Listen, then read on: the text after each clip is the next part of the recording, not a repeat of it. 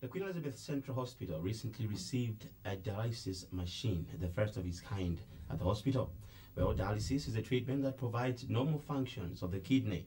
The treatment is needed when the kidney can no longer carry out its normal duties, such as filtering waste products from the blood. I'm joined in the studio by Dr. Gavin Dreyer, a kidney specialist at Queen Elizabeth Central Hospital, and also Martha Katete from the SEM. Welcome in the studio. Thank you.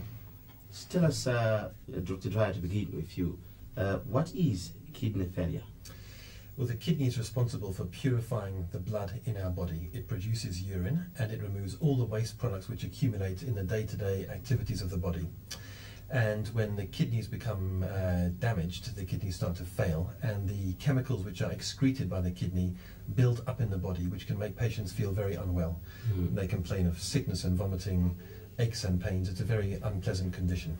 What are some of the causes, common causes of kidney failure? If you look around the world globally, you find that diabetes and high blood pressure are the most common causes. But what's interesting in Malawi is we find that there is an inflammation of the kidneys, which is called glomerulonephritis, quite a rare and unusual condition.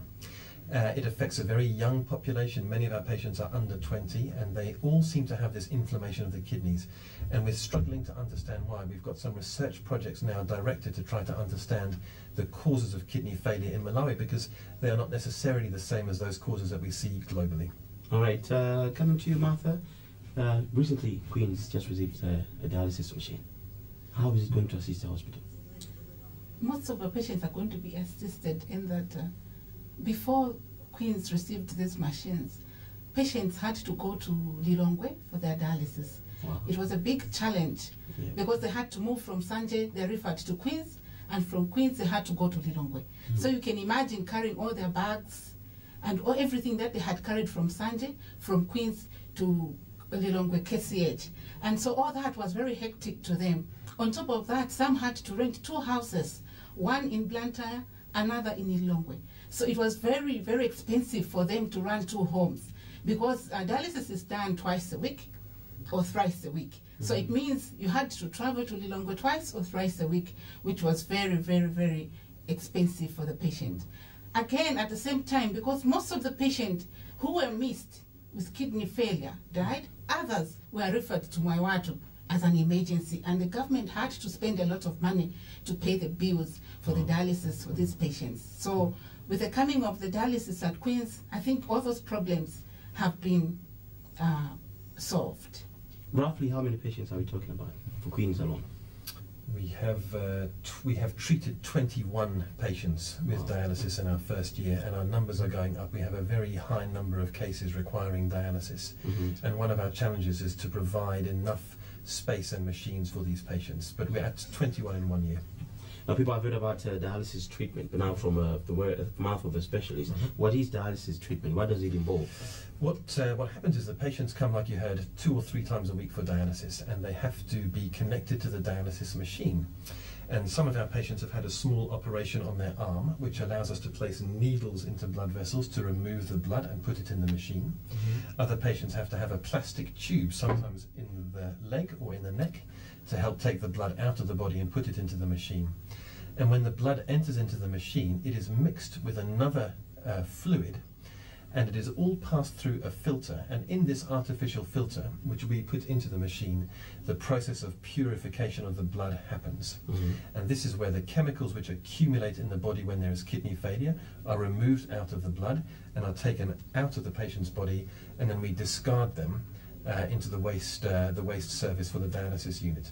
And the blood is then purified and is returned back into the patient's body by this same operation in the arm or the plastic tube.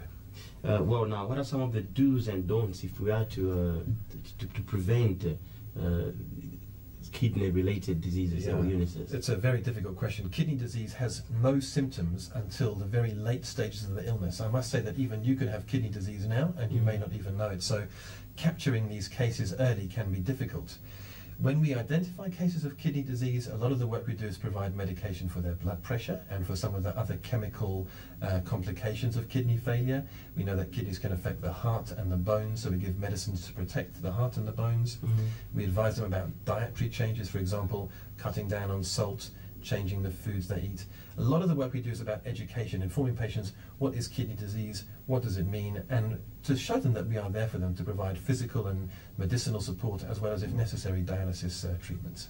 Now, if I'm diagnosed with kidney problems, what are some of the best habits that I should follow to try as much as I can to maintain the most possible health?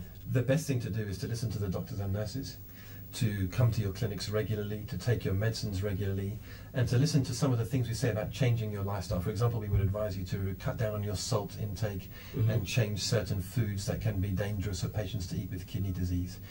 If you listen to the doctors and the nurses and take your tablets and change your lifestyle, you can do very, very well. The patients who we have a lot of difficulty treating are the ones that sometimes don't take their tablets or don't come into the clinic.